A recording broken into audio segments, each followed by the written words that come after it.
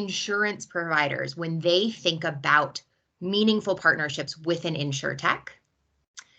From Richard, we'll be hearing around his journey in partnerships. What has he thought about? What has helped to guide him as he's thought about who to partner with, who not to partner with, and ideally to help all of us think about how do we set up partnerships for success? What does that need to look like? Elias will be moderating. Hi, Meshach. Look at these gentlemen with ties. No, what's with the ties, guys? No one told me ties were necessary, right? Man, I'm feeling underdressed. I mean, like maybe I'll go and get a tie, right? Otherwise, no one's going to take me seriously here. You know, at least 3 of us have glasses on, so you know we're trying. We're making this work. But the goal, you know, is to think about how do we. The other piece that I'd love for us to dig into is a little bit for insurtechs of how do they even start these partnership conversations. I know, and I'm sure, you know, Richard, you can speak to your journey with that. Meshach, you can talk about what it's like to be approached. But I think there's a lot of wonderings of how do we actually even get our foot in the door to start the conversations? What are insurance companies really looking for? How do I speak their language? So I'd love to hear a bit of that as well. But Elias knows what you all need to really know. So Elias will be acting as moderator today and leading our session. And again, so grateful to have you all here. And Elias, I'm going to hand it to you. Oh, you are on mute. See, you did what I did. Right. I hope that now I'm not on mute. Perfect. Fantastic. So thanks. So mine is to just welcome Richard and Meshach. Richard, sorry, we didn't tell you that we'll be on ties today.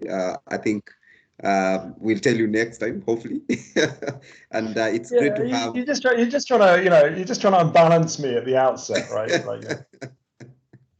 Right. So mine is just to first and foremost to welcome you guys. And when I saw that these will be happening today, one of the things that struck my mind was that we are getting seasoned, I would say, professionals within the industry. And ideally, I want us to start from just point of view, you guys introducing yourselves. What have you done? Because I've interacted with both of you. For Meshach, I remember he came up with an idea that at that time I was working at the regulator's office, and I thought that most of people thought that it could not work. And I remember I was the only guy that maybe saw that there was something that Meshach had, and it was ideally on partnership. So if we have Meshach today talking about partnership, there's one approved and tested component of partnerships that he brought into this country, and I know he'll be talking much more about that. For Richard, yeah, you know, he's done tremendously a lot in Africa, particularly on the microinsurance side, and basically to get things going within this particular sector, particularly in the insurance sector, where there are a number of restrictions and barriers. The key driver in there, you need to have an oil, and that oil is really, really what is called partnerships. So I want us to get to this, and maybe starting with a quote: alone we can do so little, but together we can do much. And that's the essence of this conversation. They could not do this alone, but they had to run together with a number of partners. And today they're going to share their experiences around partnerships. So I just want to call upon Meshach to just tell us who he is, just give us a brief about himself, and then thereafter maybe I'll go to Richard, and then we'll basically kickstart this discussion. So Meshach, yeah, you can go. Thank you, Elias, and good to see you. I've just been seeing you trolling and go global throttling. And you say there's no fun in traveling. Anyway, a very good evening to everybody in the meeting. My name is Meshach Miogo, Managing Director, CIC Life. Of course, CIC Group is one of the leading insurance companies here in Kenya. We're a group of companies. So we have CIC Life, CIC General, and CIC Asset Management. And I look after the life business. So definitely, this is a very good discussion because, as you know, partnerships drive performance, but also there are partnerships that can bring you down. So definitely, you really have to look at very key fundamentals, especially in insurance, what you're looking at in terms of scaling up. Yeah. So for me, where I sit, we forge partnerships with quite a number of organizations, of course, key of them being cooperatives. We are a cooperative insurer owned by the cooperative movement. So we do a lot of business with cooperatives. We are also looking forward, like for this particular discussion, partnering with insurtechs, and I will be sharing some of the highlights of what kind of insurtechs we are looking to partner with if we are able to make a commitment to. So I'll be sharing that. I've been in the insurance industry for more than 14 years. I've also worked in the banking industry, former Barclays, NIC Bank. I've also worked with Sanlam Life, where I just left a few months ago. I've also worked with Liberty Life. So there's a whole spectrum of distribution that is very critical. And I think what we are addressing is distribution. At the end of the day, when you talk about insurtechs, if I look down it, is just to come up with a distribution platform that is able to reach as many customers as possible, profitably, of course, for an insurance company. Of course, insurtechs also, they have to make their money. So at the end of the day, we are looking for mutual partnerships that can also help our generation and even customers. Penetration is 3%, so definitely lots of opportunities there for us to see how we can partner. Otherwise, Elias, I think that gives a brief introduction to myself. I'm a salesman. That's one thing that I can summarize myself. I'm a salesman and I love sales. So anywhere there's an opportunity to upscale business, we are there. Thank you. All right. Thanks, Meshach. Let me get to Richard. Richard mentioned that he's not looking forward to traveling. So I don't know how you are going to ensure that partnerships work, because for you to basically bring partnerships into an angle, sometimes you need to meet for coffee and maybe have a glass of wine. So Richard, who are you? And maybe just give us a brief introduction about yourself. Yeah, no, definitely. Thank you. Thanks for having me again at one of these sessions. I really love coming along to the BimaLabs. It's been the kind of source of many good discussions, and I really enjoy it. And I always end up learning something, which is also great. So yeah, my name is Richard Leftley. I've been around the kind of micro insurance space, I guess, or mass, whatever we call it now, inclusive insurance, emerging consumers, I don't know. Whatever it is, it's the same thing, just with another name on it, right? Depending on what name is in fashion this week.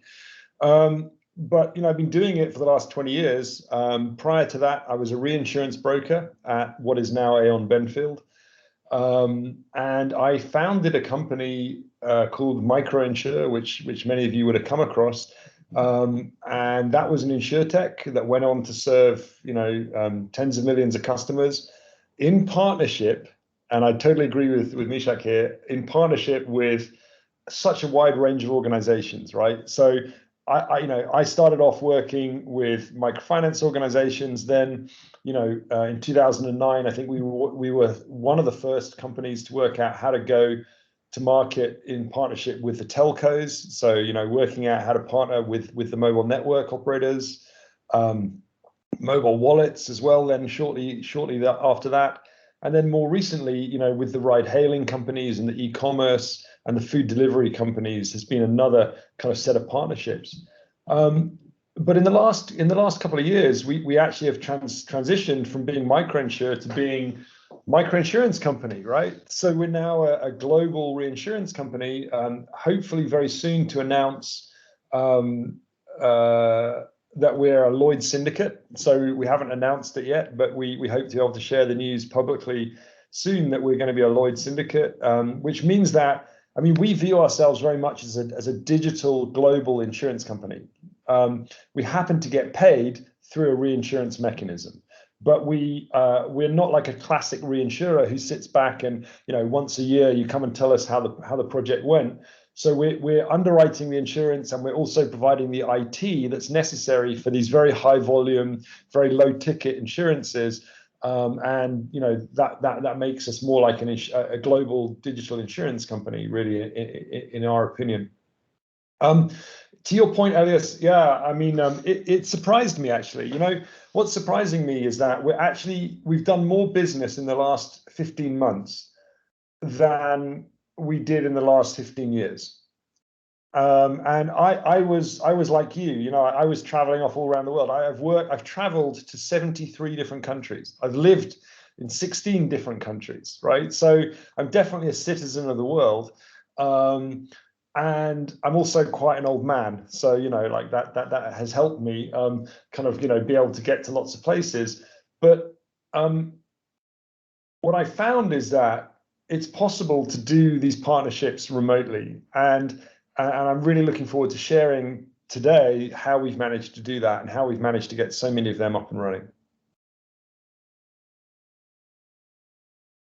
Right. So thanks, Richard. And hopefully I'll hit your 73 number soon. I'm really the way you're going, you're on for 100, man. You know.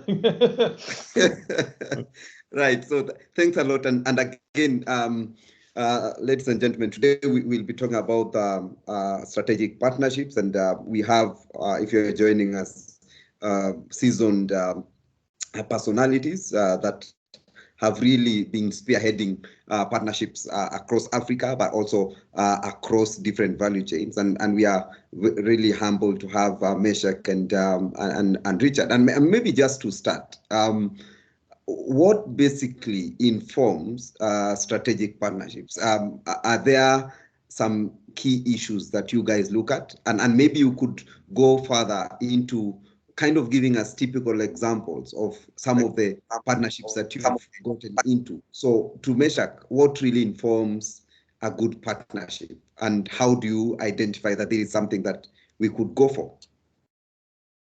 Okay, thank you very much, Elias. Well, number one, for any partnership to work, there has to be mutual interest. Two people have to have almost the same focus, same interest. So for an insurance company like ourselves, of course, number one is the revenue growth. That becomes a key focus because we are talking about business. So if you're partnering with any strategic partner, one of the key things we'll be looking at is, sorry, I think I lost. Yeah, one of the key things we'll be looking at is revenue growth. So that becomes a key component of focus. Number two, for partnership, we are looking at cost effectiveness. That has to come in. If you're going to partner with anybody in terms of the value chain for customers at the end of the day, then costs have to be taken care of effectively so that at the end of the day, the customer also benefits. Insurance is out of reach for most people, and I'm happy with Microsure what they are doing.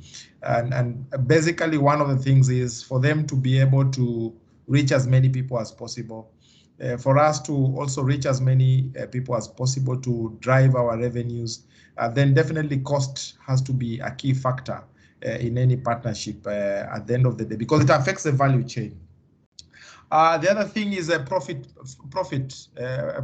We are a business organization, so definitely with my shareholders, with customers, listed company, people have expectations. They've put their money in an insurance company. They expect returns. They don't expect you to continue giving losses and all that. So definitely, Profit becomes a key focus for both mutual partners. They make an income, revenue, as well as profit.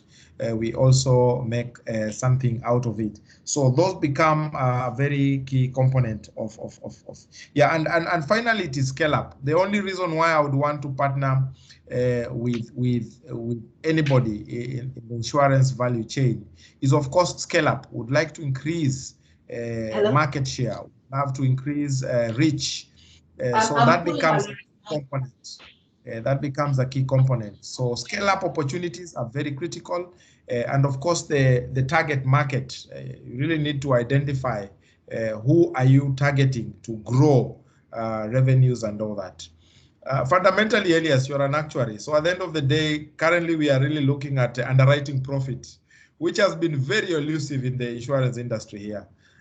So for me, that is something that I'm very keen. If I'm going to partner with an insurtech or any other company in terms of reaching out to our target market, then underwriting profit has to be a very key component.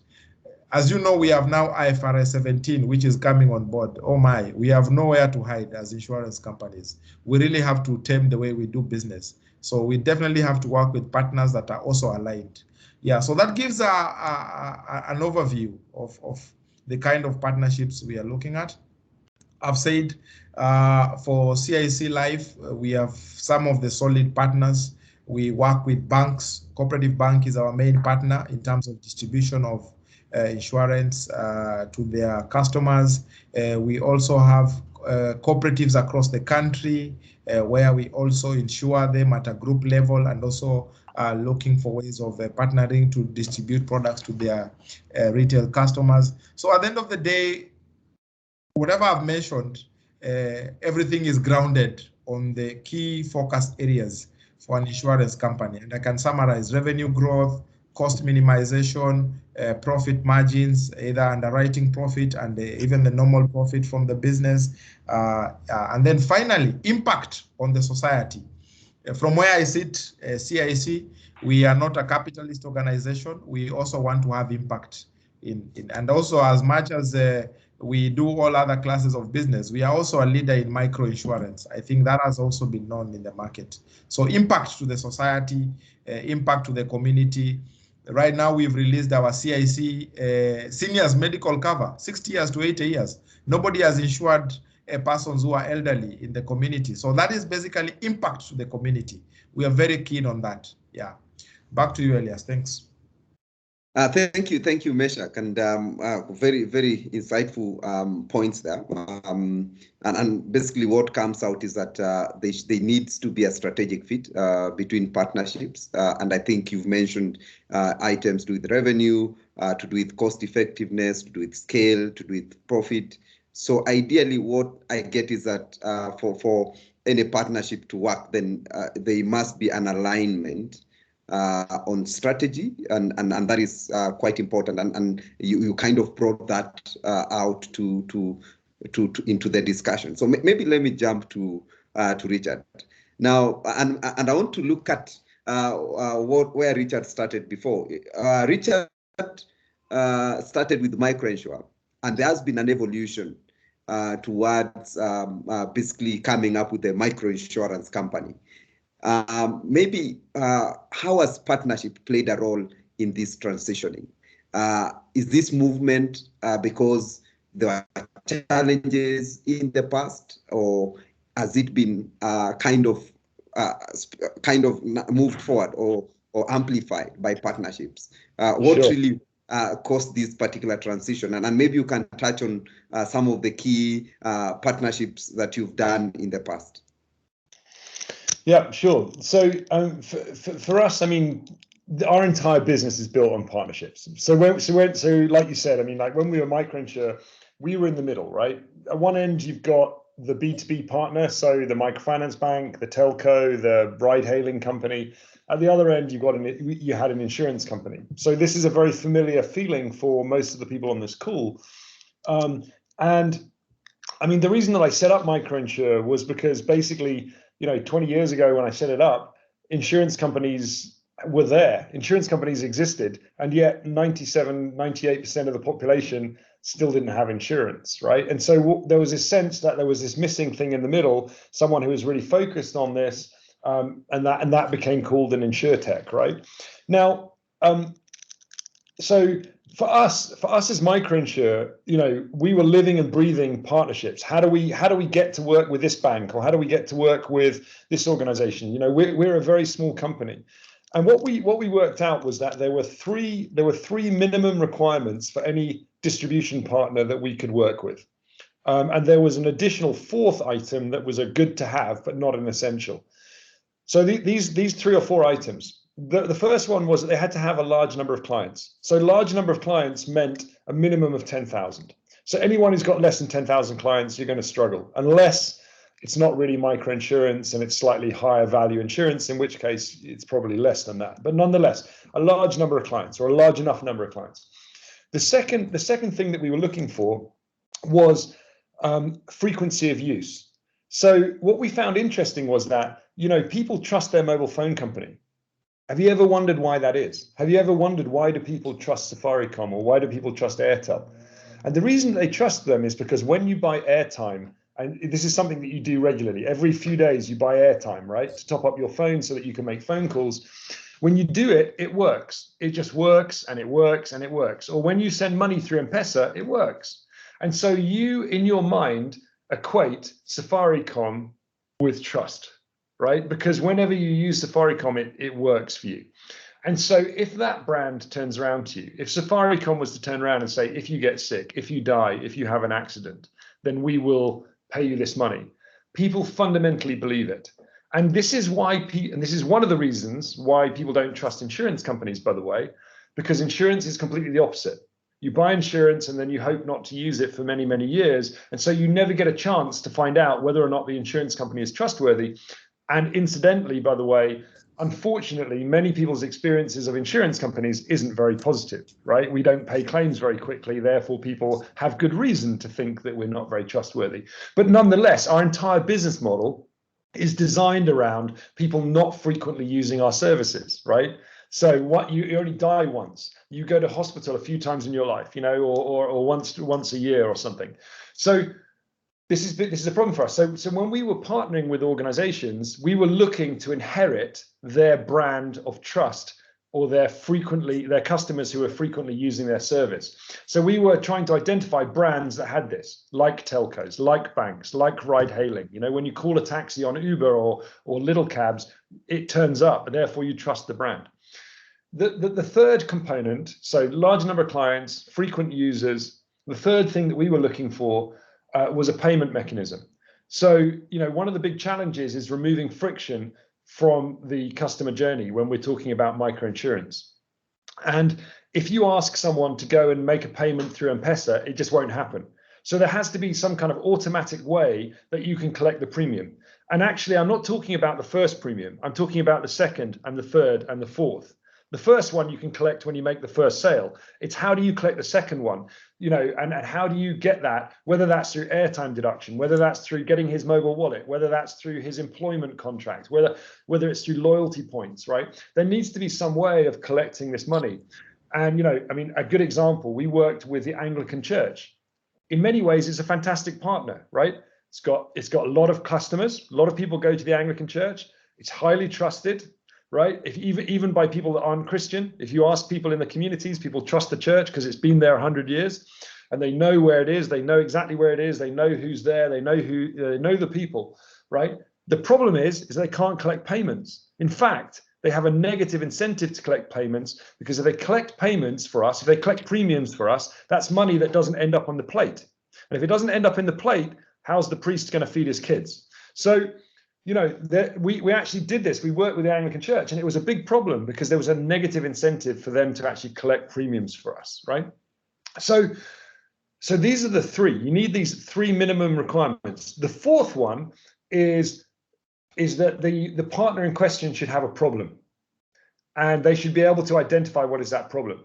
So the reason that mobile phone companies have worked with us is not because they want to sell insurance, right? Mobile phone companies don't wake up in the morning and say, you know what, I think I shall sell some insurance today. No, that just doesn't happen, right? It never happens like that. What happens is The mobile phone company wakes up and says, how do I get more users? How do I get them to stay with me longer? How do I get them to make more transactions on my mobile wallet outside of Kenya because M-Pesa is so dominant, right? Or if I'm a ride-hailing company, how do I differentiate myself because there's so many new startups? If I'm a bank, how do I get people to keep the money in the bank account rather than just taking it out on the first day of the month? You know, so when you think about these distribution partners, you have to think about what's their problem and how can I use insurance to fix this problem? Because if you go in there and say, hi, I'm Richard and I'm here to sell insurance, they'll say, hey, my waiting room is full of people, you know, here to sell insurance, you know, join the queue. Whereas if you come in and you say, I'm going to make you more successful at your business, I'm going to give you more customers, more revenue, more loyalty, more whatever, right? Then they're going to listen to you and they're not going to commoditize you as just another insurance player, right? So I think as insurers, we all too often go to product. We're a very product-led industry, and we need to get away from that, or else we risk just being commoditized. So these kind of 4 principles are really vital in how you approach or how you consider who you're going to approach, right? And I'm probably laughing because there's a few people on this call who used to work in my team, and they've probably heard me say this so many times that they're bored of it, right? They're sitting there like, oh God, here goes Richard again, you know, like. So anyway, I don't apologize for my mantra around distribution because I think it's really, really critical. To answer your question about why are we now an insurance company, 2 reasons.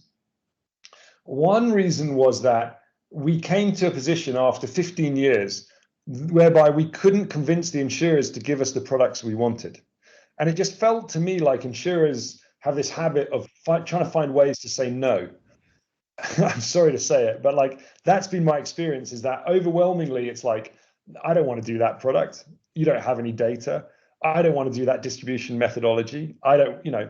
And so we were really struggling to find the products that we wanted. And so, you know, we thought, why don't we put our money where our mouth is? Why don't we actually become the insurance company? And then we can actually decide what is the products. We can decide what is the go-to-market strategy.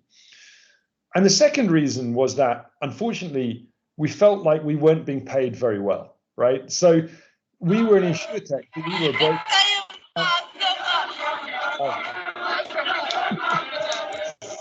Sorry, Stevie, I think you need to go on mute. Yeah, cool. So the second reason we became an insurance company was because as an insurtech, as a broker, we were being paid as a broker. Now, what do brokers do? Brokers play golf, right? And it didn't feel to me like we were playing a lot of golf, right? What we were doing was a lot of like designing products, designing customer journeys, creating the market, selling the insurance, collecting the premiums, answering questions, educating the consumers, handling the claims. We were doing all the stuff that, frankly, the insurers should have been doing, but they weren't doing it, right? I mean, and I'm not having a go at Mishak. I know that CIC is a great insurance company. I'm really not having a go at Mishak at all. I think CIC is wonderful, but I'm taking one step back and I'm looking at the industry and I'm talking about the industry more broadly, right? And so, you know, we were doing all that stuff because no one else was doing it, and yet we were being paid as a broker, and it didn't seem fair to us that, you know, we were being paid 10 cents or you know 10% or 20% as a brokerage fee, and yet we were doing all this stuff, and the insurers were charging for this stuff, you know, in their management expense, but they just weren't doing it. So why don't we just, instead of getting 10 cents on the dollar, why don't we get the dollar? Why don't we just go and get the dollar, and then we can, yeah, okay, we then have to pay for the claims, but we're already paying for all of this other stuff. So why don't we just get the full dollar and go ahead and do it that way, right? And it's been a really interesting exercise, you know, in going. What I can tell you is that I was right. It's so much easier being an underwriter than it is being a broker. Wow, great. Very good insights, and definitely I have to capture this. You mentioned that key to partnerships are you need to have clients, really, really important. The second component you did mention was the frequency of use and trusted brands, which is really, really critically important. You also did mention payments. You need to remove the friction. And I know there are a number of actors that are in this particular call that are looking into providing that particular service. And lastly, you mentioned about the problem. I'll come back to that question and just hold it there, Richard. There's a question that is basically going to evolve around the problem. You also did mention a good example whereby you worked in partnership with the Anglican Church. And maybe one of the key things that I've been talking about, particularly in Kenya, is that they must also think about working with the witch doctors, because they can be a very good channel of distribution. They're, again, highly trusted.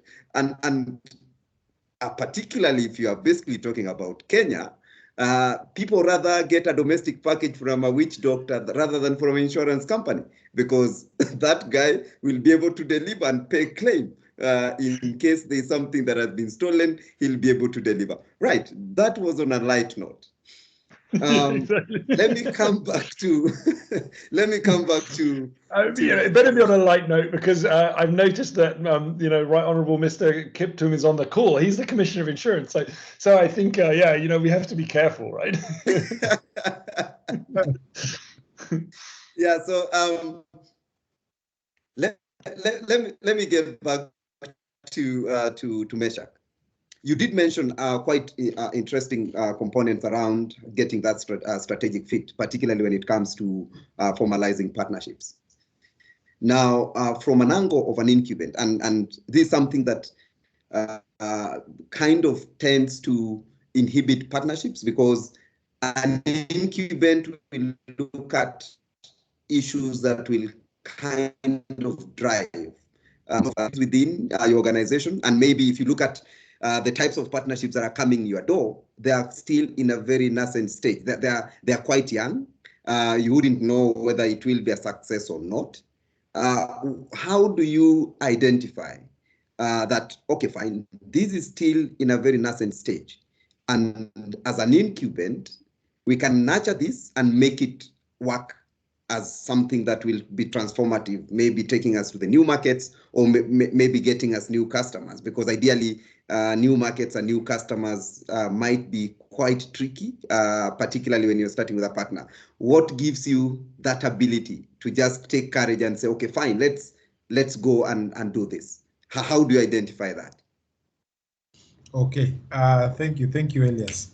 So in terms of identification, number one, technology then becomes a key focus, whether digital or online, whichever way. But for me, from an InsurTech point of view, that's why there is insurance and technology. So even before I look at other factors, then I have to be convinced that you have a solid technology that can really be able to really cut across. And I would just like to share the 4 P's of marketing, just to make it very simple. Number one, product. Do you have technology that can really be able to drive very simple products?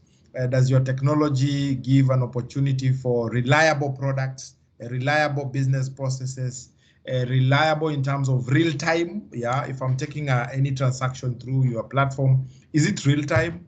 I'm looking at opportunities where there is convenience. People want to do things from the comfort of their homes. So does your technology allow that? Is it 24-hour, or is it something that only works when it wants to work? So that becomes a key focus in terms of that aspect of product. Does your technology deliver value in terms of cost? Yeah, that becomes a key component of how we can be able to partner. So technology underpins that particular area in terms of product. Number two, still, I have to evaluate the pricing component. Insurance is a factor of pricing as well. So do you have a technology that can help us price the product or the solution we have competitively? We'll still make money, you'll still make money. As an InsurTech, I think one of the key things that you're looking at, and I'm happy Richard said he was a broker. At the end of the day, you're looking for revenue streams. So we need to come up with solutions that are prudently priced, very competitive to the customer and even to the insurance company. So technology can really reduce the cost of pricing.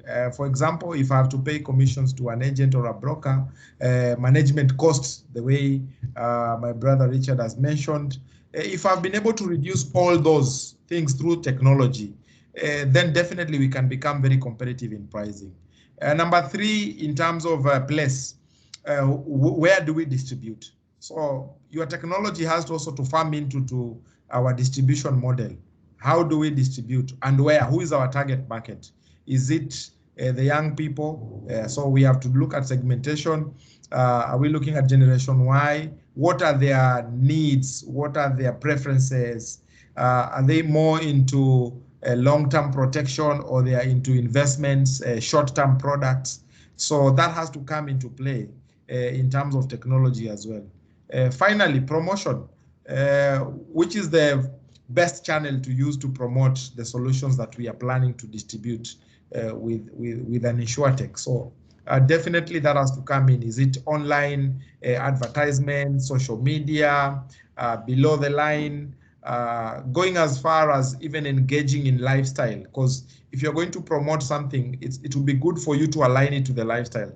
Richard talked about Safaricom looking at users, doing mobile transactions and all that. Uber coming into place. Everything is about lifestyle if you're going to technology. So does your technology allow us to partner in those 4 parameters?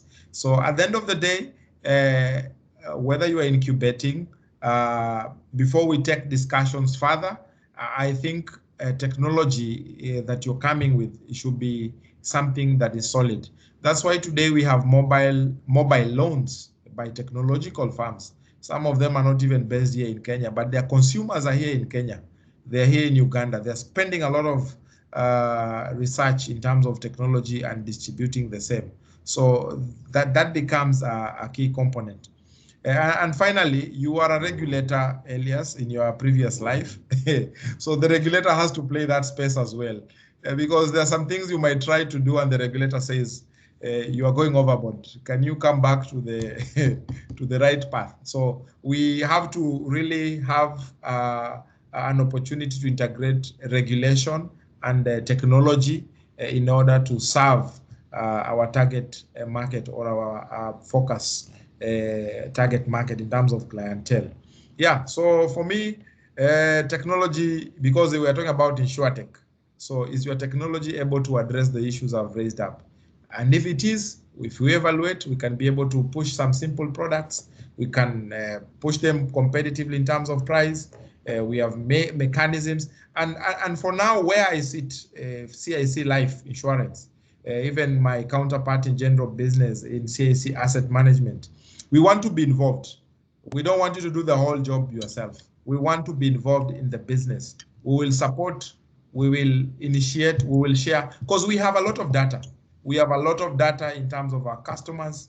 We have a lot of data in terms of the buying, how people consume insurance, which markets to focus, which ones are profitable. Yeah, so that comes in to ensure that we meet at the middle. Yeah, so those are my comments, Elias. Thank you. Thank you. Now, you did mention that the regulator, and this brought me back to the movie, The Regulator. And basically what happens there is once the regulator comes in, everyone runs. And I'll come back into that, whether regulation can be inhibit partnerships. And maybe you might need to tell me that I did that before. Hopefully I didn't do that before. But let me get back to Richard. And I know Richard did mention that, and his last point was very clear. And one thing that he mentioned is that there must be a problem that needs to be addressed. Now, most of the time, if you look at most of the partnerships, we tend to be overtaken by maybe the technology and how good it looks. And most of the time, and Richard gave an example, particularly if you are basically trying to partner with a telco already has a customer. And ideally, if you are telling him that we need to partner, then we get a bit of your revenue, it will not make sense to him, because at the end of the day, that is something that will still be coming. So key thing. Most of the people that are coming up with the insurtech companies, they tend to be all over, and they don't know what will open doors for them to create partnerships. How do we identify a problem that would lead us to generate strategic partnerships? Richard. Yeah, yes, I think it's the critical question, right? So, for me, this is where I spend a lot of my time. I'd probably spend 50% of my working day trying to work out what is the problem for various companies that either I'm about to talk to or that I want to talk to. So I mean, I can give you an example. I mean, today I talked to the team at Tesla, right? Tesla's problem is that insurance for a Tesla in Hong Kong is 200%. It's twice the cost of an equivalent Audi or BMW, right? So it's a big factor. If you're considering a new car, once you get past the early adopters, the people that say, I want to have a Tesla, once you get into the kind of mass market, right? And I accept that, mass market in a different, view, then insurance that costs twice as much as an equivalent BMW or Audi is going to be a factor that puts a lot of people off, right? And so sometimes the partner, I mean, I have 8 conversations a day. I have 8 meetings a day with different kind of companies, and I've become like a machine. My skill, if you like, if I had to put it on my CV, my skill is to try and get to understand their business and what is their problem, right? And sometimes they just don't know what it is, right? And sometimes they do. So, sometimes it's really obvious, right? Like, I mean, when we first started working with telcos in 2009, it was really obvious. There were 2 things going on. One was that, ARPU, so average revenue per user, so the amount of airtime that people were buying was in steady decline. And it's been in steady decline ever since about 2009. Right? It's just been going down and down. Why is this happening? It's happening because people get the internet, and then they get WhatsApp, and then they make phone calls on WhatsApp for free, and they don't have to pay for phone calls, right? So this is inevitable. It's going to happen. And the other problem is outside of Kenya, where M-Pesa is endemic, in virtually every other country of the world, it's really hard to get people to download and use a mobile wallet. Right, so people just don't use their mobile wallet in the same way. I mean, Kenya, you guys are just weird, right? The rest of the world looks at you guys and thinks you're weird, but like, in a good way, right? Weird in a good way. I mean, like we're all envious of you that you've got this M-Pesa thing going on, but the rest of the world, it isn't like that, right? So with the telcos, that was their 2 problems. With the banks, it was pretty obvious. I mean, and some of these things, when you see it, it's really obvious, right? So the banks, it was that every time you switch job, and by the way, Mishak has switched jobs more times than I've had hot lunches. So every time he switches jobs, his new employer opens him a new bank account, right? Depending on wherever they bank. So Mishak's probably got 8 different bank accounts, right? But he has one bank account that he likes, and he's got these 8 bank accounts, all of which are dormant. And wherever now CIC pays, CIC pays his salary into CIC bank account. And what does he do? He goes there on the first day of the month, he takes the money and he puts it in Barclays or where, I don't know what he does, right? I have no idea. But like, this is a very common behavior. So the problem for the bank is 80% of their customers have got 0 balance on the second day of the month. And that's a problem, right? What's the problem for some of these digital companies like ride-hailing companies? Well, there's tons of ride-hailing companies, right? They're all competing with each other. So how do they differentiate themselves? How do they attract the riders? How do they, they succeed if they've got more riders available so that when you try and book with little cabs, there's a guy sitting right outside your office. You're going to keep using little cabs because it's convenient. So you've got to work out what is the problem. And sometimes it's just blindingly obvious. It's just common sense. But other times you need to kind of like spend a bit of time understanding what's going on in that industry, in that business. And so quite often, we as a company, I mean, I have a team of people whose job it is to go off and find out what's broken, right? What's broken at the company, you know? So we're looking at like supermarkets at the moment. We're looking at, okay, so how do we, you know, what's the problem for supermarkets? The problem for supermarkets is, depending on the country, you know, some people just go there on a hot day to get out of the heat, you know, for the air conditioning, right? They literally go there 'cause it's nice and cool. Other people go there like, and so is it that the supermarket is trying to increase footfall, or is it that they're trying to increase the amount that people, you know, spend, right? And so how do we do that? How could we use insurance to do that? And it's amazing. To me, it's amazing how powerful insurance is in behavioral economics. So if you've never looked at behavioral economics, have a look. You know, but when you actually work it out, I think the reason why it's so powerful is because you see, no one wakes up wanting to buy insurance, but we all wake up worrying about what happens if my husband dies, what happens if my kids get sick, what happens if my business burns down, what happens if. And so these are all concerns for people. And as a result, they're very deep-seated. They're in their heads. They don't think about them all the time. They don't talk about them all the time. But each one of us has these concerns. And as a result, when a business that you trust, when a business that you frequently use offers to fix that risk for you, you will change your consumer behavior in very significant ways in order to address the risk that you're worried about. So this is something that we've discovered and we've leveraged as a company to sign up millions and millions of customers. And it's certainly a key driver for partnership behavior.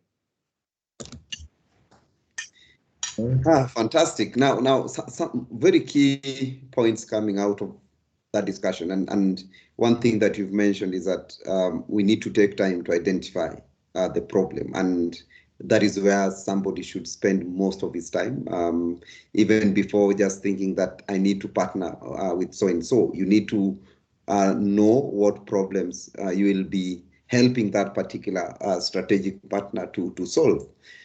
Let me then open this up before we go to the next set of questions. I want to bring the room into this discussion, and maybe you could unmute yourself if there's a question out of the discussions that we've had so far. You can basically, yes, I can see a hand raised. Luis, you can take the floor. Hi, everyone. So this is Louis. Hi, Meshach. Hi, Richard. Hi. Hello, king of microinsurance. Yeah, so Richard was my boss for a very long time and also my mentor. So I have mad respect for you and the good work you're doing. So my question is around a partnership, as you said. So when you're working in microinsure, we would sign up partnership, big partnerships, you remember them, but then they wouldn't last like very long. The lifetime would be like 3 to 4 years max, and these guys would go. So I don't know how much from since then, I don't know whether there are any new learnings you brought into the picture, into how do you make this more sustainable? How do you make this go further? How do you continue providing value and in order to keep these guys? Yeah, Richard. Yeah, I think it's a really good question, Louis. So, I mean, I think there are definitely some partnerships which are just destined to be relatively short term. I mean, I think we all go into partnerships hoping that they're going to be for the long term, but there are just some partnerships that really aren't long term. And it's okay as long as you're aware that that's going to be the case, and as long as you price the product and you price the service, you know, according to that. It's okay, but of course the problem there is that it doesn't really help the customer, right? It doesn't actually provide the customer with access to insurance over the long term. And I think, you know, a lot of the mistakes that we made as a company, as microinsure, but I think the wider industry made as well. I mean, we were all part of the industry, was that we were so focused on onboarding customers in huge volume that we didn't really consider the lifetime value of the customer, right? So we were very focused on selling to new customers, but we weren't then very focused on how do we retain that customer by offering a product or a service. And so So what we were, I mean, I think what you're referring to, Louis, is probably, you know, working with mobile phone companies, right? So to put it in the context of, you know, of this conversation that we've been having, you know, we were able to identify that an organization like Airtel, okay, forget about Kenya, because Kenya's a weird case because of Safaricom, but in many countries, there's a lot of competition between the telcos, right? And so we were using insurance with Airtel as being a differentiator and also a loyalty benefit. So we introduced insurance, and it was very simple. It was, if you take an Airtel SIM card, and if you use more Airtel, so if you top up with, you know, if you top up more airtime with Airtel, then you get some free insurance. And this was a great way of onboarding millions and millions of clients for insurance for the first time. But the problem was that after 6 months, after 9 months, after 12 months, Airtel said, okay, promotion's over. We don't want to continue with this kind of free insurance forever. And the customers lost access to insurance. And so what we learned from this was that you need to, obviously, it sounds very obvious now, you know, you need to then be very focused on the whole strategy of launching insurance, say, as a loyalty play to begin with, which addresses Airtel's problem of how do I attract more customers? How do I get them to spend more with me? So that's how we managed to get launched. But then we needed to change gears very quickly and say, okay, let's introduce a second product, a third product, a fourth product, and accept that many of the customers who took the free insurance, some of them will choose to then upsell and start paying for insurance, but not all of them will. And so you have to build then the infrastructure that allows those people that want to start paying for the insurance to do so. And we didn't do that very well in microinsure in the early days of working with companies like Airtel. And we've learned from that and we fixed it, right? And so now, you know, you find quite often, you know, we're not doing those kind of big, you know, millions of people sign up. We're starting with, you know, selling insurance through the telco, using their brand, using their payments gateways to be able to collect the premiums.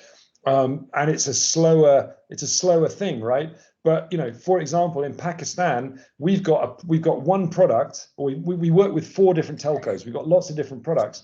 But the biggest product that we have in Pakistan, we do 1.4 million billing transactions every single day through their airtime. You know, so we collect from 1.4 million people's airtime balances every single day. And that is a voluntary product that someone has said, yes, I want that insurance, and yes, I'm going to pay for it. And so, you know, it takes a while to get there, but it's a very sizable channel, you know, that we're seeing now. Great, and basically what comes out is that there must be a strategy to fit into the long-term goal for both the company for the companies that are considering entering into a partnership. I don't know whether Meshach, there's something that you might want to weigh in, particularly creating a long-term strategy when you are considering getting into partnerships. What will align this marriage to be longer? You know, most of the time we talk about marriage of convenience. It can be as short as a relationship, you know. Nowadays, you would say that relationships are quite shorter. How do you make this move out of just a marriage of convenience and considering it, aligning it to something that we look at now and the future? Are there some points that you would want to bring into this discussion? Yeah, I can bring into that. And one of the fundamental things is a lifestyle. The moment you align your solutions to the lifestyle, then there's no way I'll come for 3 years and disappear. Yeah, so putting up or pushing demand-driven solutions to customers that are aligned to their lifestyle brings about scalability and long-term usage. I'd like to use examples of, let's say, Uber. When Uber started, there was, I remember, even if you are a taxi driver and you hear Uber, you'd want to burn them down. And it was happening here in Kenya, in South Africa, all over, especially Africa. People were not really looking at, but now the customers themselves, they realize there is something with this particular digital way of the convenience is easy, is very good. The simplicity, real time, yeah. You know, Elias should request for a taxi. The guy tells you, I'm just across here. I'm coming. Probably is taking up is picking a client from your position, taking them to the other way, and you'd have to wait. So you'll be inconvenienced. You're already late. But with technology, you can see Uber fits into your lifestyle. I want to jump into a meeting. Let me see, do I use my car? How is the traffic? Traffic is mad. Or are there Ubers around here? I don't have a car, but I need to go to this meeting. Quickly, it fits into your lifestyle.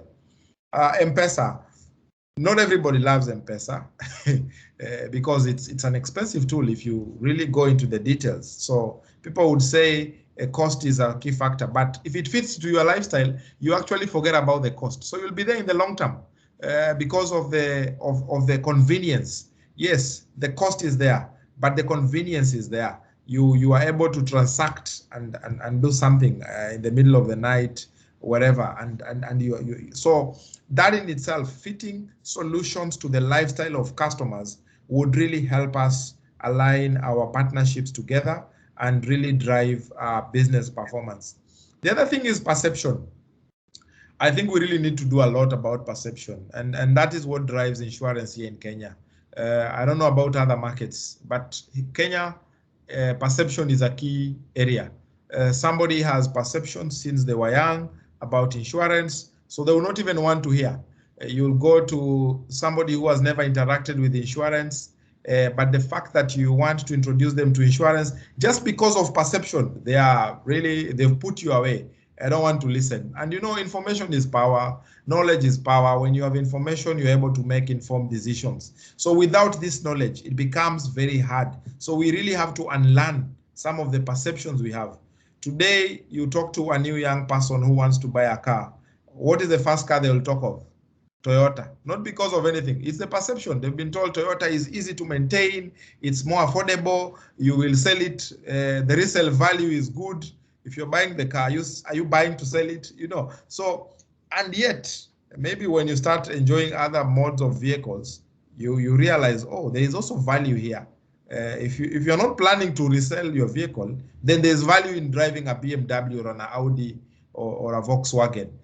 But because of perception, you end up just denying opportunities to unlearn what really brings short-term partnerships. So I think for me, lifestyle is critical and changing the perception. And perception means we really have to do a lot in terms of customer education, customer sensitization, and looking for ways that we can take this knowledge to the next level in terms of customers getting the knowledge and making informed decisions. That way, we'll be able to move our partnerships to the next level. Yeah. Very interesting. And technically, what is coming out from that particular response is that you need to be well aligned to customer centricity, particularly basically being attracted to their changing needs, and you highly highlighted an issue around lifestyles. So I think that is something that is also critically important. Also, you've mentioned perception. Will the partnership create a perception that will be long lasting? And I think those are quite critical components that you brought into the discussion. I've seen one hand is still raised, and maybe we can have another question from also the plenary. So Luis, and maybe if there's any other question, I would like to take that now. The images you could WhatsApp. Yes, sorry, I had 2 questions. So let me just ask my second question. Is that okay with you, Elias? Yeah, that's okay. Just go ahead. Cool. So this is addressed to both Meshach and Richard. So, and this actually representing this cohort, this particular cohort. I've been observing and analyzing, and I've also consulted for most of these guys in this cohort. And what I've realized, there's a big problem with insurtechs around technology. So insurtechs, most of the guys in this space, they play. So on one side, they develop solutions on the back end, automating back end insurance processes. and the other group develops solutions for the front end, the customers facing side. Now, with regard to partnerships, guys developing in the back end, they would want to partner with insurance companies because that's where most of the operational processes are done. And they would come, you would come into a problem because insurance companies do not want to adopt your technology. And we actually seen guys close shop because nobody's willing to adopt to this new technology that they brought. That's one challenge on the back end. On the front end, guys will create solutions and say fancy apps, web pages where guys can come and register for insurance. But then, as Richard always says, nobody wakes up every day thinking about insurance. Nobody's going to come to your platform and buy insurance. You have to sell it. No, it's not bought, right? So then you have another challenge when you go front end technology and guys are not coming to your platform. So guys have created a platform to justify to say partners or to justify to investors, but then they will leave the platform and sell insurance traditionally. So we have pressure to be called insurtechs because you don't know which side of the technology to play. None of it seems to be really working. So with your rich experience, what is your role? What do you see as the role of technology in insurance, especially with regard to insurtechs and how they partner, whether it's with the back end guys, the insurance companies or insurance, and the front end in terms of distribution? I'd like to share your opinions on this. Right, very interesting, gentlemen. That's why I'm in the hot seat. Richard, you're on mute. Yeah, I'll give Mishak a chance to have a think. I mean, if it's okay. So, Louis, I think it's a really, really good question, and we tried to position ourselves as a so when we were MicroInsure, we were a broker, but when we were trying to get paid more, we also became like a TPA, we became like a technology company, so we were getting brokerage fee, but we were also trying to charge a technology fee, and we were trying to get paid by the insurance company or by the telco or whoever. You know what? I've come to the conclusion that no one pays for technology. And that is a bit of a bold statement. But basically, I think if your business model is based upon trying to sell technology to people, I think you're going to fail. Because what they won't say to you, what they actually think is, look, if you need technology, so if you go to a telco and say, hey guys, we're going to introduce this insurance, by the way, I've got this technology, by the way, you have to pay for it. What they're thinking is, look, if you want me to launch your product on my platform, and if you need technology, then go ahead and bring it, right? But like, don't charge me for it. Don't imagine that I'm going to pay for your technology, right?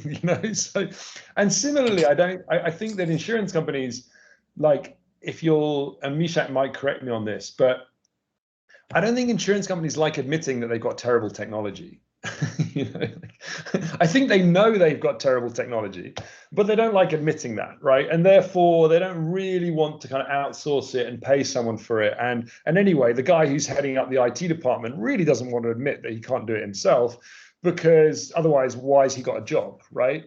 So he's always going to say, no, don't worry, we can do it. And then 2 years later, still it's not available, right? They still can't do it. They still don't know what is an API, all the rest of it, right? So, so I think you've got to realize that actually, I don't think there is, I mean, I could be really wrong on this, right? But I don't think that in emerging markets, that if your business model is selling technology, I really would work. I think the market is very, very narrow. And I think that this lies at the heart of what I've been trying to communicate, which is kind of like, you need a good product, you need good technology, you need to understand the customer, you need to understand the customer journey, you need to do all these things. But unless you can understand how these distribution partnerships are going to work, or why this guy is going to sell and push your product, then frankly, all that other stuff isn't going to work, right? So if you've got good tech, if you've got great products, if you've got, if you've got all that stuff, great, that's necessary.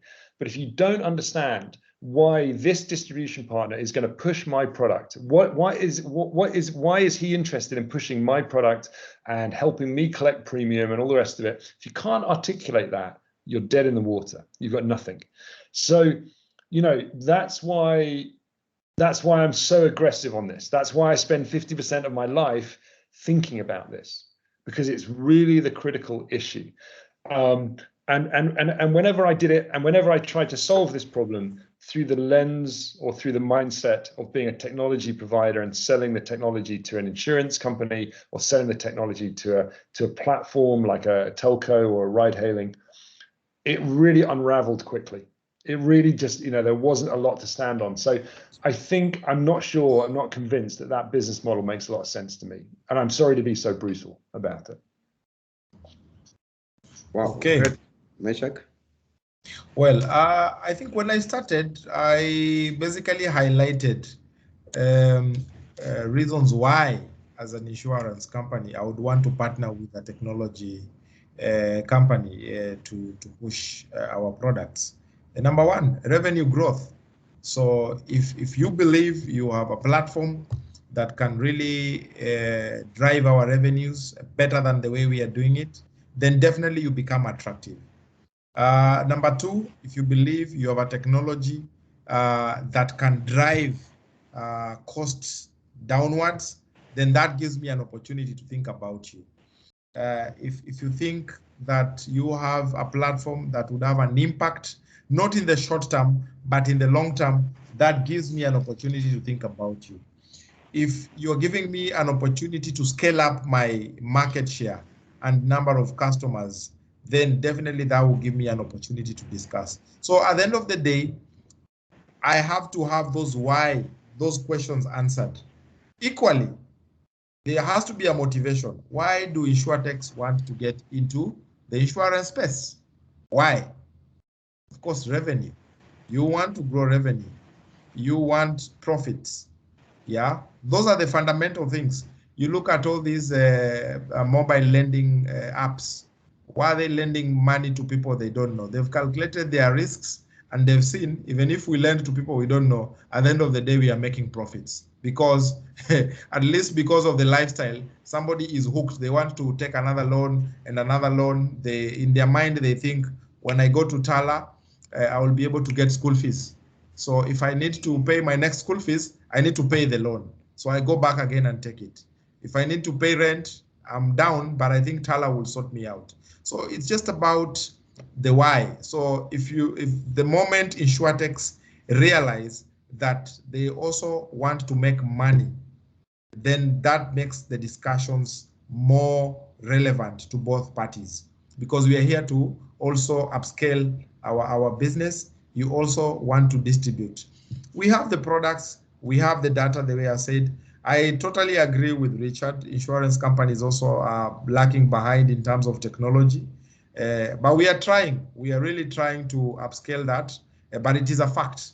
So if, of course, you're coming with technology that is reliable, then definitely that becomes a very good opportunity for us to partner. So in a nutshell, the why is very critical. Why do you want to partner with your technology? What are you bringing to the table? And what are you getting out of this particular table or out of this partnership? The moment insurtechs realize that, then they will be able to align their efforts in terms of coming up with products. Insurance companies have that capability. You might be an insurtech, you don't know which product to come up with. You can bring your ideas on the table. We discuss them based on experience as well from our end. And that's why we now talk about innovations, looking at lifestyle. Yeah, so yeah.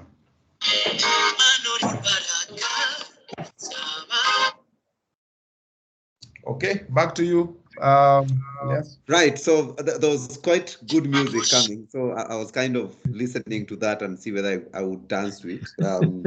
But anyway, very, very insightful comments coming through. And ideally, there's something that Richard and Meshach has stressed, that no one pays for technology. And I tend to agree. And this is the reason. When the pandemic came, the insurance companies and various industries had to quickly bring technology into use. And the reason why they adopted that was because it was going to address a particular need. So ideally, one of the key things that have been stressed in this conversation is that there is need to address the need of the people. of what solution that you are providing. Have you identified the need? And that is what basically will drive these relationships. Secondly, I did hear that the question posed by Louis, and he kind of looked at two areas, the front office and the back office. And I'll get back to this question because there's one thing that we haven't seen happening within the insurance value chain when it comes to the middle office. Is an area that technically, and this is something that maybe I would highlight in Kenya, we haven't seen a lot of evolution in the middle office, particularly when it comes to the claims payment, when it comes to the processing of the claims. There's always something that holds on that particular component, but I'll be able to come into that later. So maybe I'll call in Motishua to ask the question. I've seen that they have put it in a comment. If it's possible, you can mention, or you can basically read out your question, Motishua.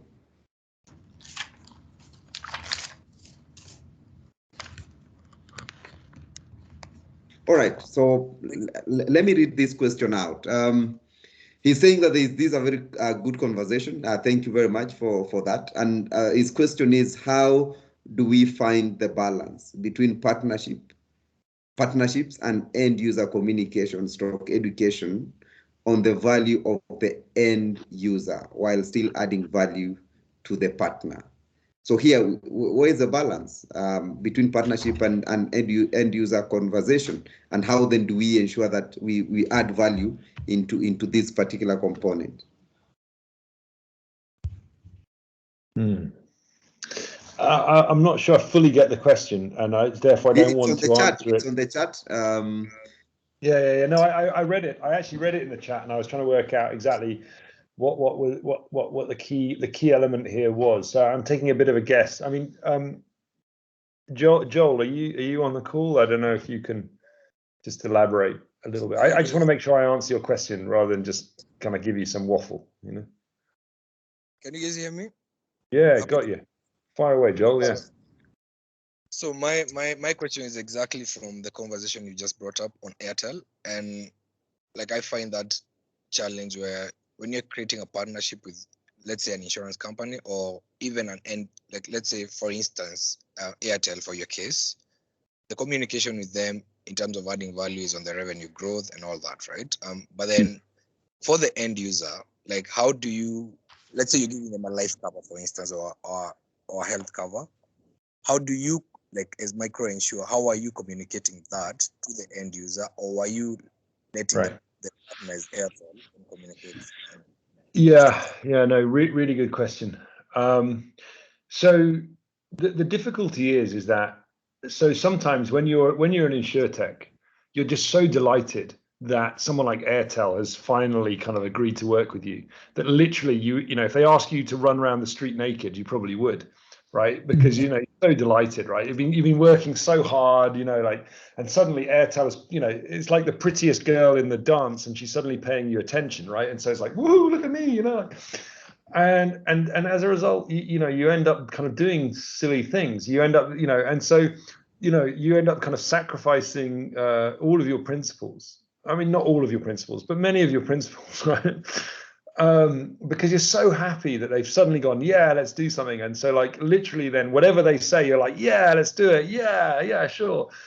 And I think that when we worked with Airtel, our hope was that by using this kind of like loyalty approach, where millions of people would get insurance for the first time, that they would somehow, like, you know, use insurance, see its benefit, see the benefit of it in the community, and that would be a very educational process, right? I think the reality was that in some cases that did happen. In some cases, there's a lot of evidence that actually people knew quite a lot about insurance. So we did surveys where we found out that people actually understood quite a lot more than we thought they did about the insurance. But we made one really classic mistake. The biggest mistake we made was actually in Zambia. So we've been working with Airtel. We'd launched in 1 or 2 countries. We were using this kind of loyalty approach, but the clients had to opt in. So they had to say, yes, I want the free insurance. So they had to make some kind of conscious choice, like sending a short code or going to USSD or whatever. And when we got to Zambia, Zambia was the third country that we did with Airtel. And at this point, you know, Airtel was happy, they were interested, they were excited by this product, but they're also greedy because by the way, all telcos are greedy.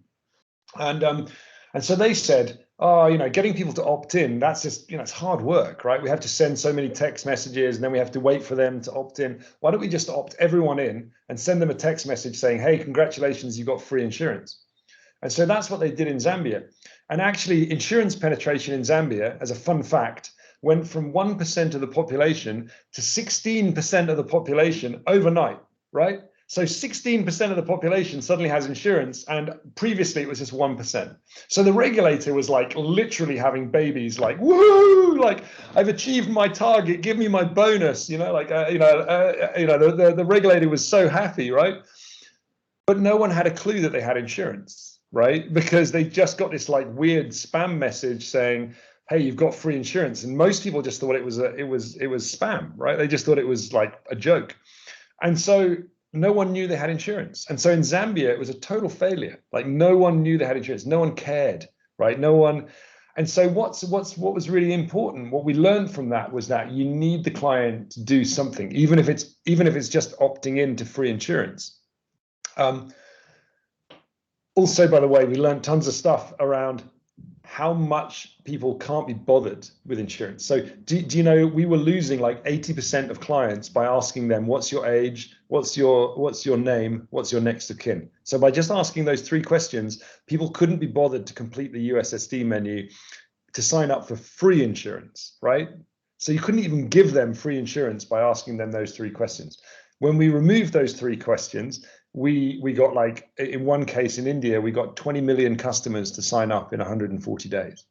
So 20 million people opted into a product when we got rid of those questions. So that was quite an interesting learning about how you remove friction from the customer journey and how important, you know, or how apathetical, right? How people cannot be bothered with insurance so much that they couldn't even bother to give you those 3 bits of information, right? But our hope, so back to your question, Joel, our hope was that we could give insurance to people for free. We'd then educate them by paying claims quickly, and then that would give us an opportunity. And what we did see time and again, so for example, in Ghana, where we worked with Airtel, when we did the free insurance, and in those communities where we had paid a claim, the ability of them, when we made phone calls to people in that community, our ability to sell them insurance and for people to say, yes, I want to start paying for insurance, was like 1,000% higher than in those communities where we hadn't yet paid any claims. So it did work that, you know, paying claims is a fantastic way of educating customers to the value of insurance and onboarding them onto these free insurance products. So much so that we actually, you know, coming out of Airtel, we actually started running pilots where we, as the InsurTech, paid for the insurance ourselves. So we actually were going to telcos and saying, we as the InsurTech will actually pay for the first 2 or 3 months of free insurance. Actually, we weren't paying the premium, we were just paying the claims. And the number of claims that you get is really low. So for every 1 million customers that we gave insurance to, it was costing us like $10,000. Now, let me put this another way. If I could give you the contact details for 1 million customers, if I could give you their name and their mobile phone number, would you pay $10,000? Most people would. So, you know, it's a very cheap way of actually onboarding people, but you do have to have $10,000 to go spend, right?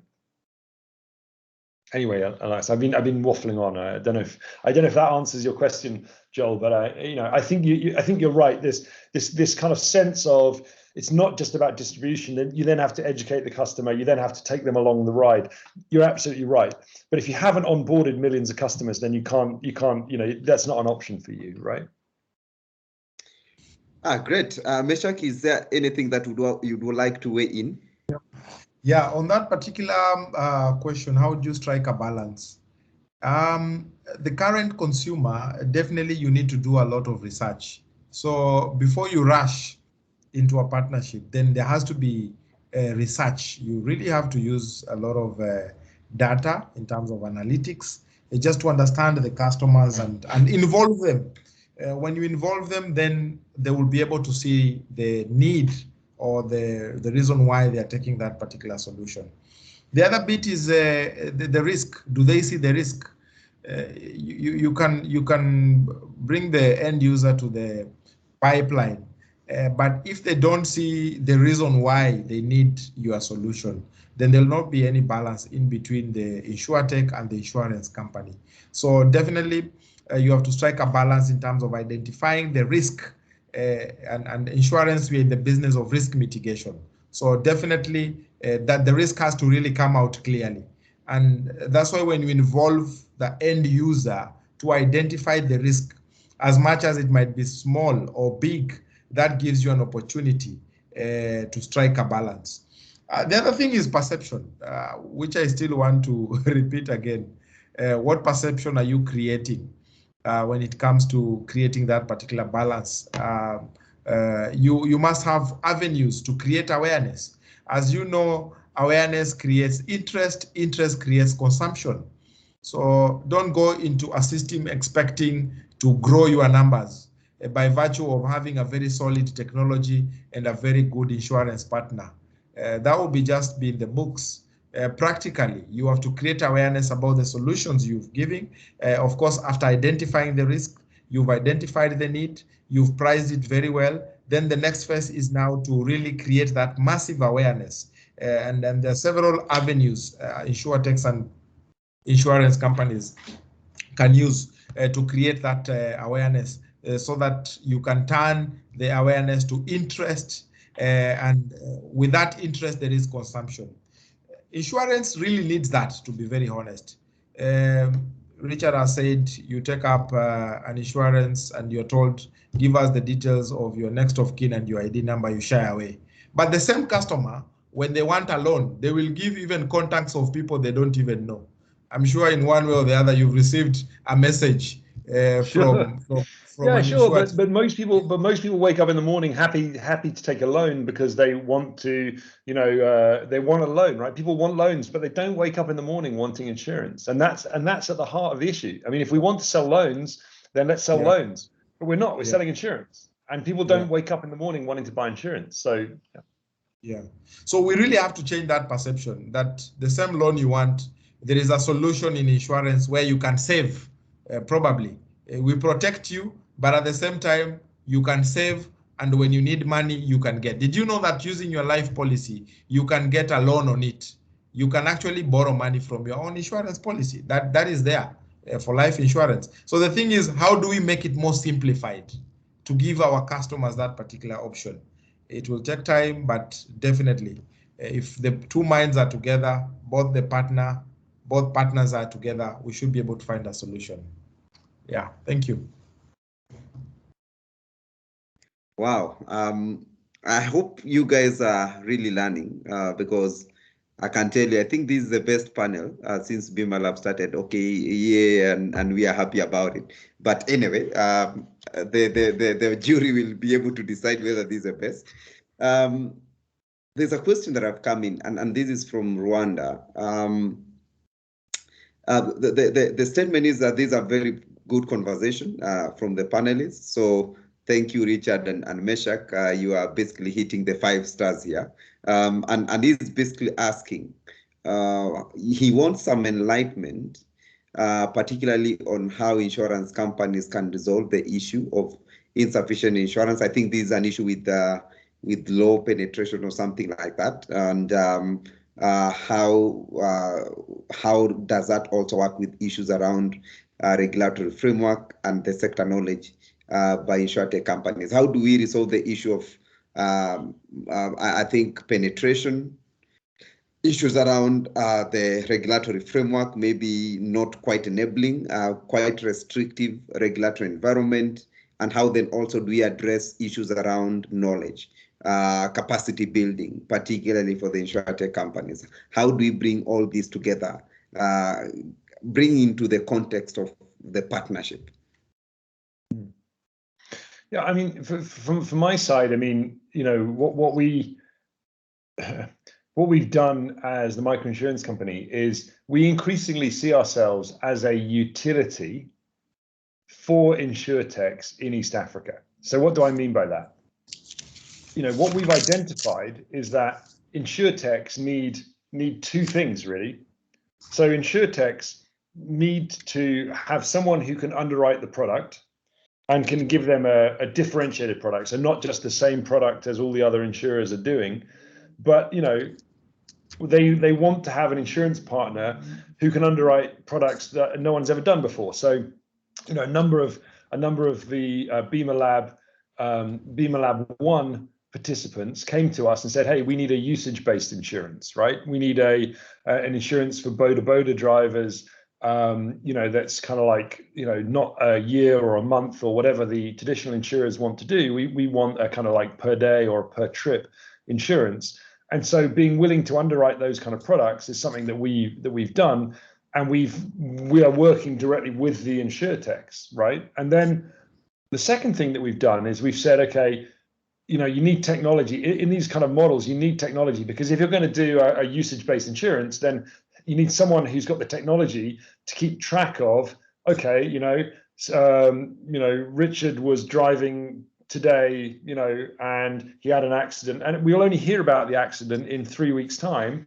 So, you need to be able to look back at today and work out, oh yeah, Richard was working today, so therefore he had insurance, right?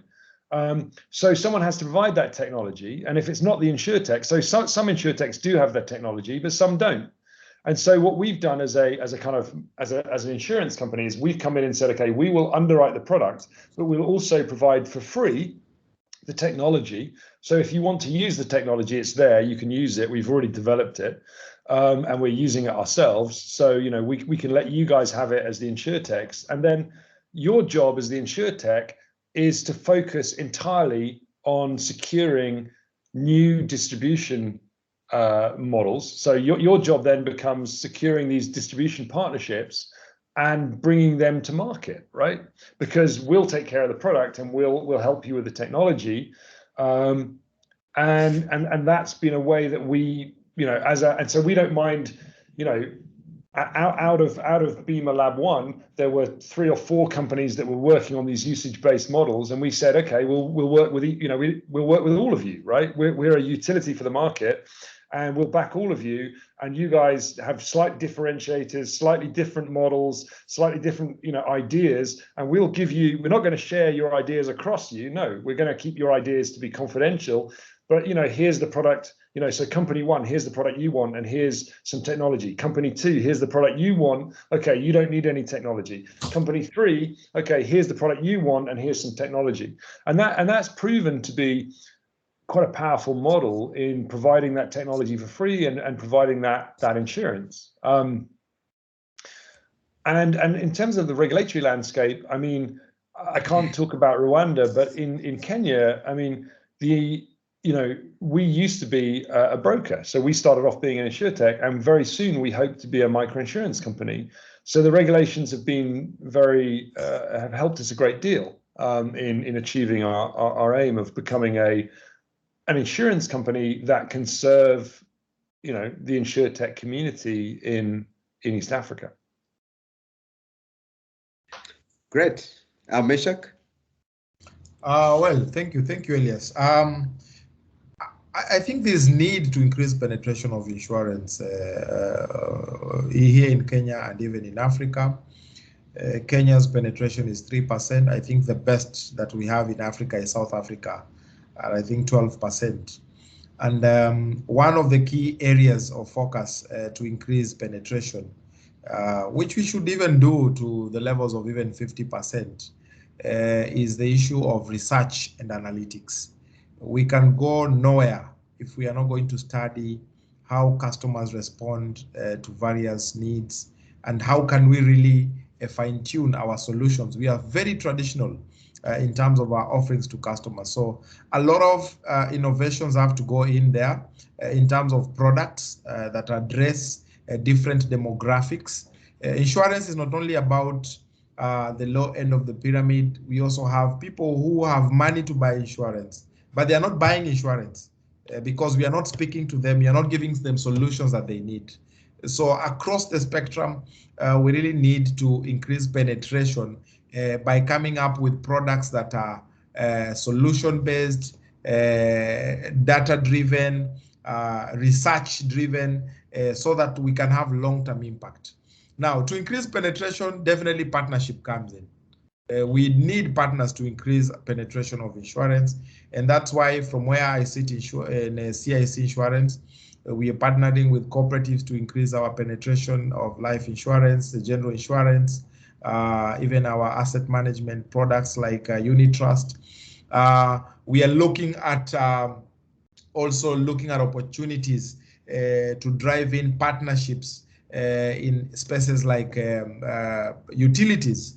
For example, if you are using electricity every day, so when you're paying for power, how about us putting a life solutions, which is a crossbreed of life insurance, general insurance in case there is fire, medical insurance. So coming up with solutions that can be also accessed through major utilities that people have to really engage on a day-to-day basis. Basically lifestyle, that would help us increase penetration. Regulation also, my brother comes in. And this one I can mention. At one time, I went to the regulator when Elias was still there. And I had gone to Cape Town, learned a very good model there called franchise model. And while I was hired, I was told you need to domesticate, or you need to put up a franchise model in Kenya. And I went to the regulator and told them, I have this model I want to do where I was working, that is Liberty. And I said, I want to set up a franchise model. And the regulator said, this is not possible, man. You can't do it. So I really had to engage the regulator more. And I'm happy that my young friend, Elias, was actually able to understand how that model will increase penetration of insurance, minimize cost, because through a franchise model, it means I don't need to open a branch as an insurance company. I can get somebody who is not in insurance business who can open up a distribution platform, sell insurance for me, and I reduce my cost of putting mortar and brick, pay them an extra expense for running that particular business. I eventually got the approval from the regulator. So I also want to say that our Kenyan regulator is now more agile. It's more centric to increase penetration. I've seen a lot of efforts from the Insurance Regulatory Authority here in Kenya to move that journey. So the regulator plays a key role in terms of increasing penetration. Otherwise, if they put bottlenecks, it means we'll continue doing business in a more traditional way. Finally, how do we increase penetration of insurance? Definitely, we have to embed products in existing solutions. Yeah. And let the customers know. Don't just do it for free. Let the customers know and pay for it, as long as it fits into the products that they already have. If my customers in our counterpart general insurance enjoy motor insurance, how about me telling them that with an extra 100 shillings, you can now get a life cover. With an extra 1,000 shillings, you can get a personal accident cover. So embedding solutions to existing products that are massively being consumed, because motor insurance is mandatory. You can't drive a vehicle without insurance. So how about putting a product in that particular model and making it affordable, and let the customer know it exists, let them see the risk, let them see the benefit, and push that agenda. So that would increase penetration. Finally, consumer education.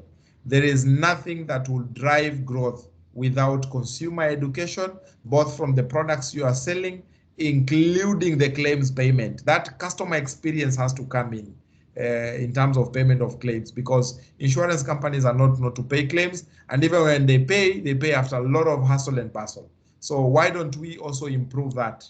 That would definitely lead to more penetration of insurance. Yeah. So I hope, David, I've been able to also give you some bits on that. Thank you. Yes, Wow. you have. Yes, you have. Thanks, Mr. Meshak. Yeah, you've answered my question substantively, but I needed to say this.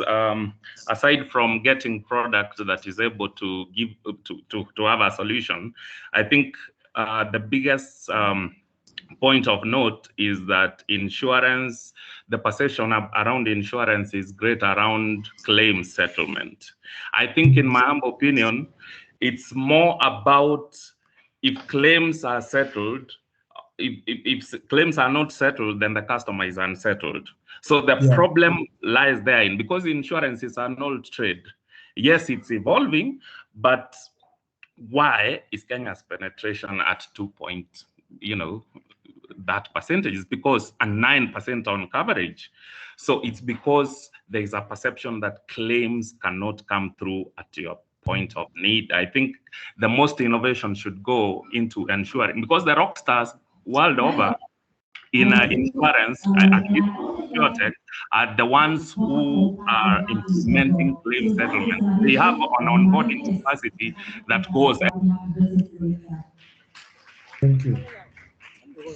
Thank you. I can just add a few things on it. Claim settlement. The other challenge we've seen, which is happening across, and it really came out clearly when somebody is asked to give their IDs, their beneficiaries, they don't want to give that. So at the end of the day, insurance becomes very tricky in terms of the risk, because you really have to know the risk. So declaration becomes a big problem. I've seen it all over where customers don't want to declare, but they want the claim to be paid. And when it is not paid, it becomes a bad insurance company. So for me, awareness and educating customers why this data is needed, so that when a claim comes up, we are able to settle and settle it very, very, very fast. And I've seen instances where we've educated our customers on the need for data, basic data when it comes to insurance. They've really corresponded well. I know we can't compare with the banks where people are taking loans. They have to really give details. They are willing to give details because they need money. But hey, we are also taking some of those risks. We'll need to know what risk exposure do we have in our books. And that becomes a key area that insurance companies have to create awareness. And that's why I said part of the bargain for InsurTechs is to come up with simple, modern, and very agile ways of creating that awareness through their platforms. And then we can be able to work together. Yeah. Back to you, Elias. Thank you. Yeah, great. I've seen Stephen has raised his hand, and I've seen that already, Meshach, you've weighed in on David Omoto's question. So maybe, Stephen, is there a clarification that you might need? We are ready for that interjection.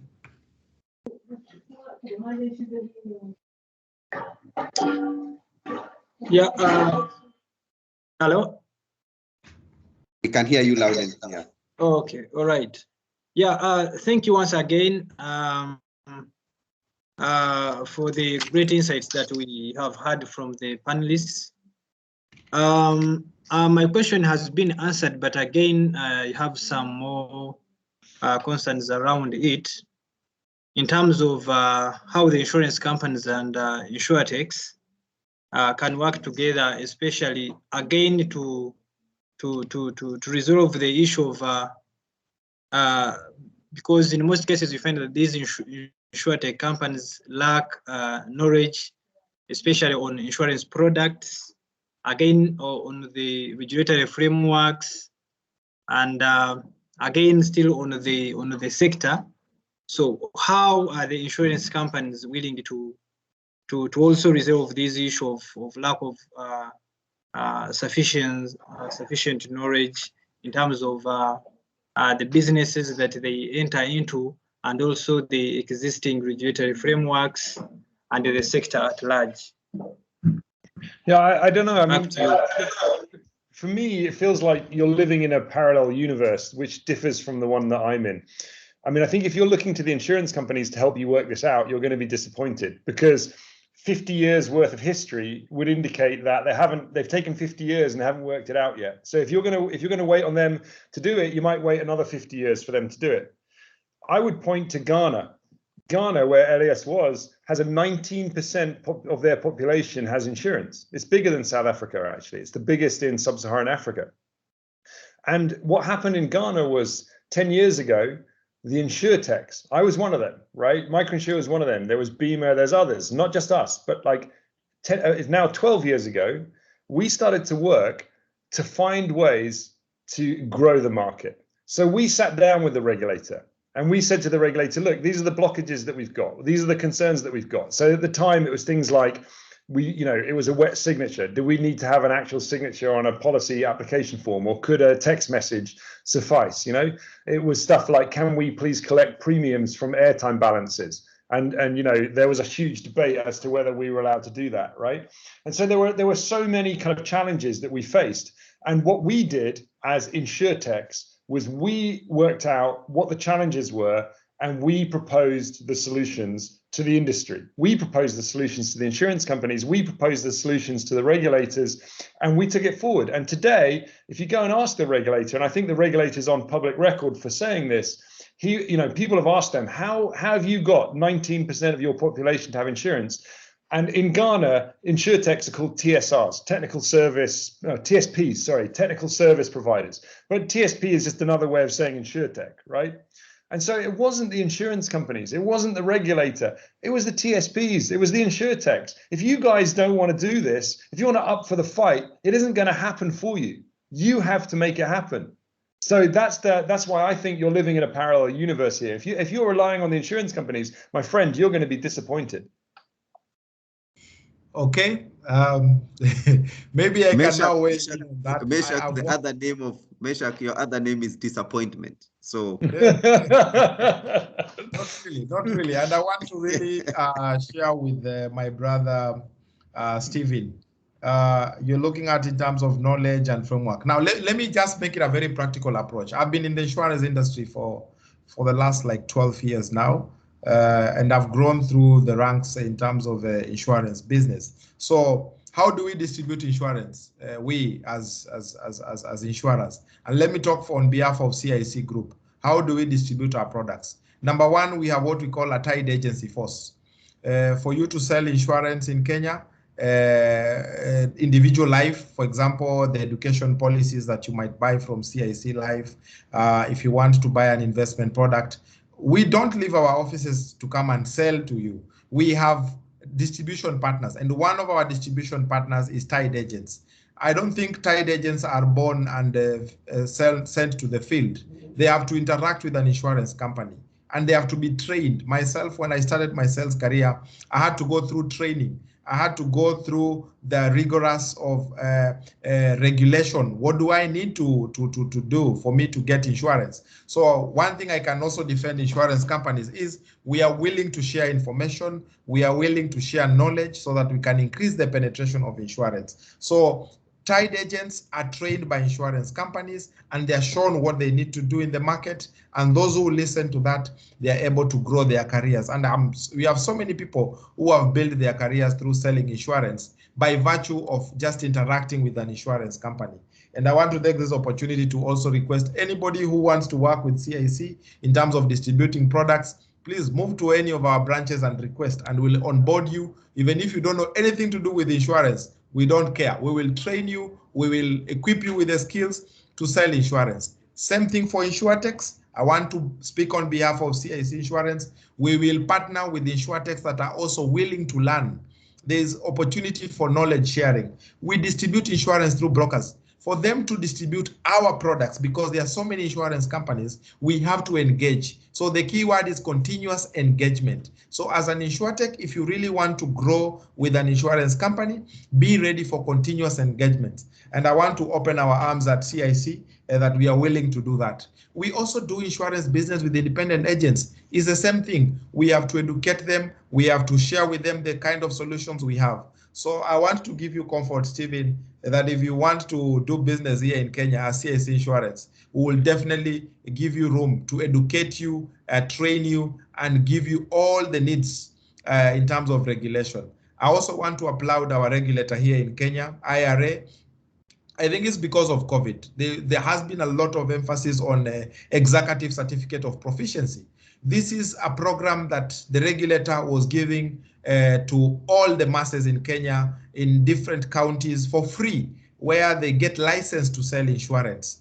That is the beginning of educating them on the basic skills in terms of selling insurance, in terms of which products they can distribute. So I really want to affirm to you that we are moving away from the traditional aspect of sitting in our offices and waiting for things to happen. We will engage you. We will passionately train you. We will guide you in terms of technology, because also we have our own technology. We will guide you in terms of the requirements that the regulator needs, and we'll tell you when you need, how to do it. We even tell our people how to go about it. Go to the system. The regulator is very efficient also in terms of online licensing. So I want to really make it very clear that our insurance space is really gearing to go. And any insurtech that feels like we can work together, I'm more than happy to have those discussions, as long as you're willing to learn and, of course, execute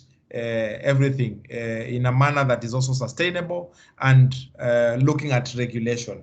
And we are willing to engage our regulator to make changes, just to make sure that as long as we are doing the right thing, the regulator, I think our Kenyan regulator has really tried, and we must give credit where it deserves. Yeah, thank you very much. Right, so I think we are definitely running out of time. So I don't know whether there's a burning question, and ideally what I've heard is that we've heard from two ends, and the key thing that is coming out is that we can make it happen. We just need to start the conversation. We need to ensure that we've already identified the key areas that would take us to basically get into these particular arrangements of getting partnerships.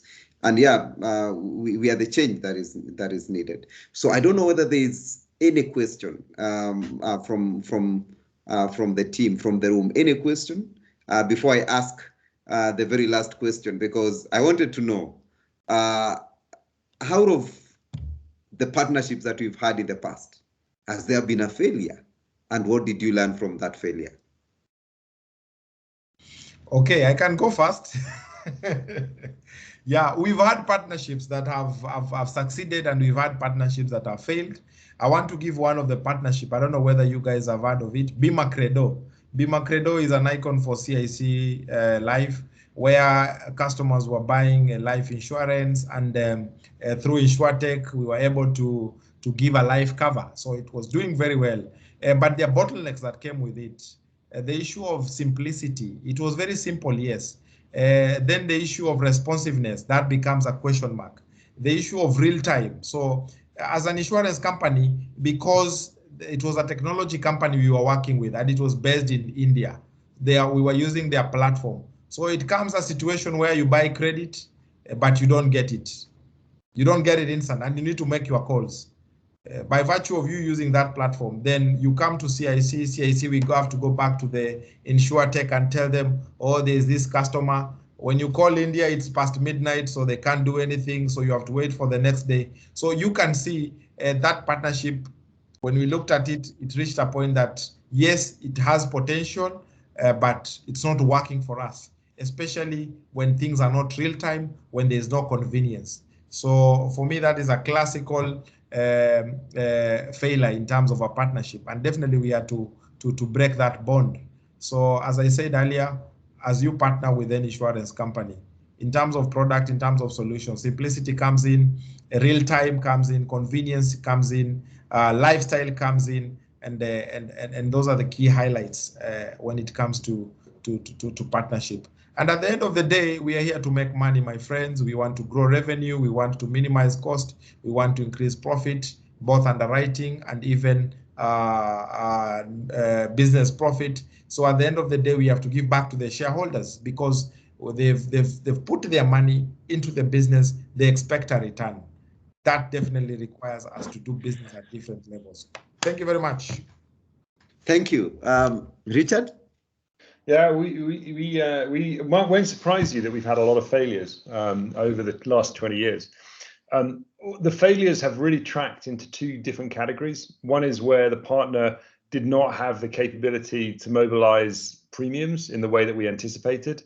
And the second one is where we really didn't understand the problem that the partner was trying to fix, right? Or the problem that they were trying to fix wasn't real, right? Or wasn't really the thing, right? They told us this was a thing, but it really wasn't the thing, right? And there was something else. And so you know, I mean, I mentioned the Anglican Church. You know, that's one that kind of like fitted into the failure around the inability to collect premiums. So there was no frictionless way. We've also worked a lot with cooperatives. I know that CIC, that's one of their core markets. We worked with a lot with cooperatives over the years, and we found that there's a really mixed bag. You know, some of them are really good, others are really terrible at administering and ever paying claims or collecting claims, and so they really don't have that kind of control over their kind of customer base, which can be a problem. You know, but that's not unique to them, right? The others we did a partnership with a big NGO called Care International. They had these kind of like, they were setting up these women's groups, and these women's groups were saving money amongst themselves within the women's groups, and then they were borrowing that from their own funds, and they were putting some money into a welfare fund. And the idea was, could we use this contribution towards a welfare fund as an insurance premium? But again, this failed because basically the groups were educated not to pass money to anyone outside of the group. And so it was very difficult then for those groups to mobilize large amounts of premium on our behalf. I guess the best examples of, these are all examples of partnerships that failed because there wasn't a frictionless payment method in play. Examples of partnerships where we misunderstood the problem that they were trying to fix mostly fall into quite sophisticated businesses like telcos, where they told us, oh, we want this, but actually they wanted something else. So, you know, I mentioned Airtel Zambia, for example, where actually they just got lazy. They wanted to cut the corner and they just wanted lots of people to sign up, but we didn't really understand what they actually wanted was a shift in loyalty, and they weren't going to get that by just automatically signing kind of customers up. So there's a lot of examples I could give, but I think they fall broadly into those. The main reason is a failure to have a clear payments, a clear way of doing payments, or the second one is a clear misunderstanding around what the problem is that we're trying to fix through the use of insurance. And then I'm gonna be a bit bold and say sometimes partnerships fail because someone gets greedy. Yes. Yes, thank you very much, guys. I think this has been one of the most interesting conversations, and we are really grateful for having you, and we've really gotten very important insights on the partnership. And I think going forward, this conversation is going to really change the way most of the participants of BimaLab 2 are going to engage, and even further just to relook into their solutions, particularly if their solutions are highly looking into areas of partnership. So mine is to just really thank you very much for your time, and I think it has really been a great conversation. I really enjoyed it, and up to next time, I need to pass it back to Emma. Emma, the floor is yours. We are ready to hang our coats here. And remove our ties. And to remove our ties. Let me remove so that we make Richard comfortable. Oh, I can feel the relief, man. I can feel it. Yeah, now you can feel the relief, man. I've got to tell you, Mishak, I haven't worn a tie since I last came to the IRA to meet with Elias. You know, like I think that was the last time I put a tie on because I was trying to impress him. You know? I definitely I'll do away with my tie to commemorate that. I think I wore the tie, you know, but that was it. Just because I was like slightly in awe of the, you know, this very powerful regulator, and you know, I put one on to try and impress him. I don't think it worked. I don't think he was impressed with my tie at all. Like that was. Wow, Richard, you forced Louis to put on ties that day. I didn't know that I was that powerful. Yeah. I actually forced him. I think he had to go and buy a tie. That was embarrassing. I don't think he had one. I think we had to kind of get one on the way to the meeting. You know. All right, Emma, are you in the room? Elias, I don't think she's around. You can just close the session. All right. Thank you, guys, and thank you, Richard. Thank you, Meshach. I know we'll touch base, and also the participants. Thank you very much for showing.